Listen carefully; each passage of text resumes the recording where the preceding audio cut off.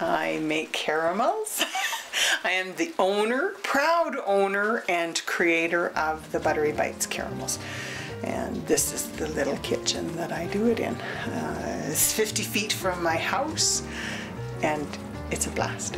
I had a craving for caramel, I really did. I had a craving for, and it lasted for about 2 years. And you know, and you just taste a caramel, it's like, that's not what I want, right? That's not what I'm looking for. That's not hitting the spot. It's not making my toes curl, you know? It's like something was missing. And I thought, well, maybe I should make a batch. I'll try making a batch. So I searched on the internet for a recipe and I found a recipe, but then, you know, there's a couple of the ingredients that I can't get here in the north. And I thought, well, I'll just modify and adapt and create and work with that recipe and come up with my own recipe out of that. And like I say, I haven't stopped making our Buttery Bites since that day that I made my first batch. Yes. When I go to little trade shows or craft sales or things like that, usually by about halfway through, I have people coming over to me saying, so-and-so said I should come over here and try this. So word does get around. I'd say probably 90% has to be word of mouth or me offering a sample to the person who's walking by, because we have a very small advertising budget. Teeny tiny. There's not much there. And so I need that word of mouth advertising. And the caramel has been designed so that you put it in your mouth and that is the best caramel you have ever put in your mouth. You know it. You know it instantly. And most people just say, those are going home with me now.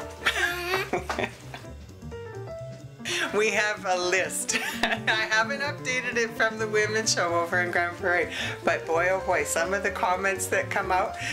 The #1 comment that came out at that women's show was, oh my God, oh my God, oh my God, oh my God, oh my God, oh my God. These women are just insane about this stuff. They absolutely love it. There are some almost X-rated comments that come out as well, but we'll list those on the website. We actually had a word wall, and I wrote down all of the interesting quotes that the customers gave me when they tasted my product, and I put them on the word wall behind me so that everybody could read them. And I'll transfer those over to my website. I just have to have a little bit of time to get it all typed in there. I have to go get some high-speed Wi-Fi going on here.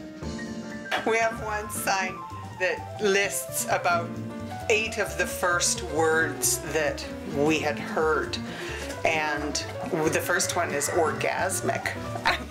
Literally, that lady.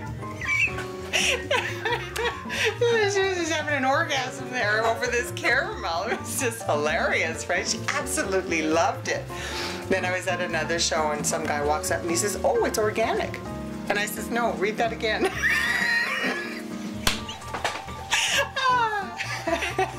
So, no, it's not organic, but it is orgasmic.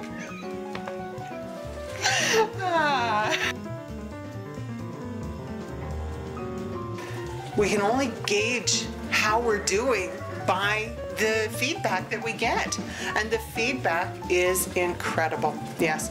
We had one little kid tell me, oh, she says, tastes like Disneyland. And I thought, oh, that is so cute.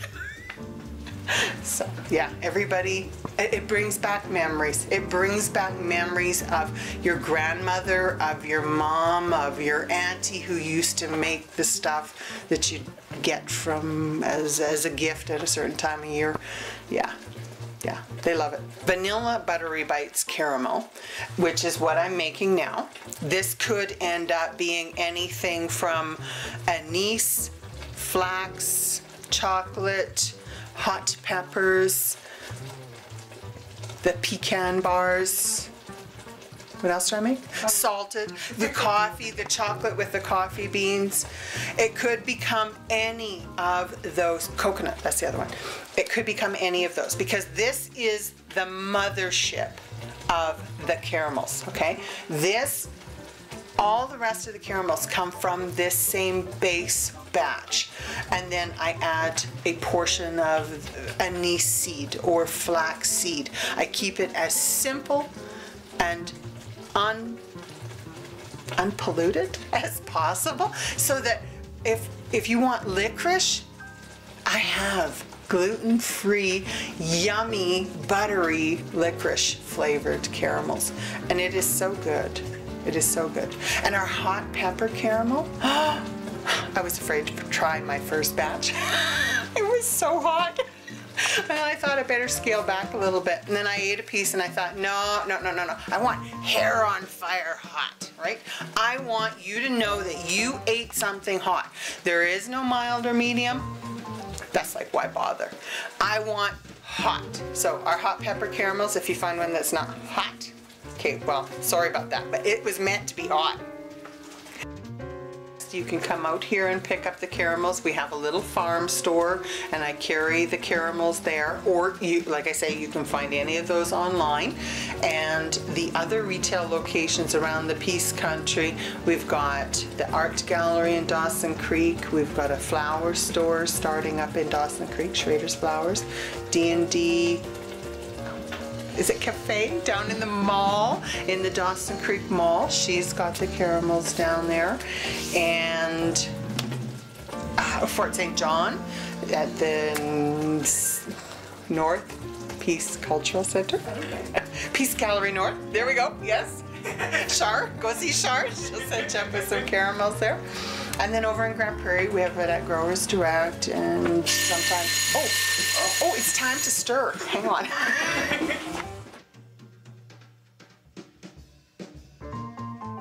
I've been in the Peace region now for about, let's see here, 10, 13, 15 for sure, 15, 16 years, I'll say.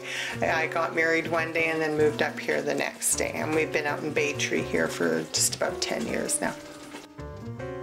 Before that I lived down in Hinton, and before that I lived in the back of my truck. So, not sure where to call that. Exactly, where I was where home is, yes. But I spent some time up in the Yukon. We've traveled all across Canada because Mom and Dad were both in the military. And, well, Mom retired from the military when she had kids, but Dad stayed in the military, and we ended up at base after base. You know what, maybe because this is my first real home. I feel very, very grounded here in Baytree, and that was a feeling that I did not have before, because we moved every 3 to 5 years, or, you know, once I graduated from school, I was 6 months or 1 year in a place, and that was a long time. So being here for as long as I have been now, that home, yeah, I'll bet you there's some home in each of these packages. Absolutely. I have fun doing this. I really enjoy doing this. I've enjoyed building my small business. I have great aspirations as to where do I want to go with this business. I know my kids don't want to take it over unless there's a factory here. So that's what I'm working on now, is actually getting some sort of small scale factory so that everything isn't manual. Something needs to become automated at some point in time for us to be able to do this quicker and faster, and without any compromise to that flavor. Because to me, it's that flavor. It's when that hits your tongue and you get that, oh, this is the best I've ever tasted. That's what I'm after. That's it. That's it in a nutshell for me.